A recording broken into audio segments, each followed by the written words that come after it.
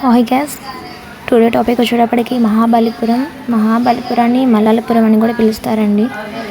So ఇక్కడ గాడి వచ్చేటప్పటికి లార్డ్ శివ. దీన్ని 1827లో బ్రిటిష్ వాళ్ళు స్థాపించారు.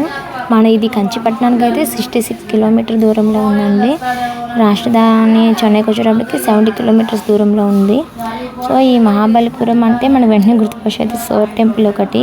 ఈ సోర్ టెంపుల్లో దేవుళ్ళ విగ్రహాలతో పాటు నృత్య కళాకారుల విగ్రహాలు కూడా చెక్కబడి ఉన్నాయంటండి. వీటినైతే 7వ దశాబ్దంలో రాజసింహన్ అని పిలువబడే 2వ నరసింహవర్మచే నిర్మించబడ్డాయి. ఇక్కడ ఇంకా ఇవి కాక 6 వేరు ఆలయాలు కూడా ఉన్నాయంట. కానీ ఇవి సముద్రంలో కలిసిపోయాయని ఆర్కియాలజీ వాళ్ళు చెప్పారు. వాళ్ళు ఇప్పటికీ వాటి కోసం వెతుకుతున్నారంట. కానీ ఇంతవరకు అవి అయితే కనిపించలేదు, సముద్రంలో ఉండిపోయాయంట అవన్నీ.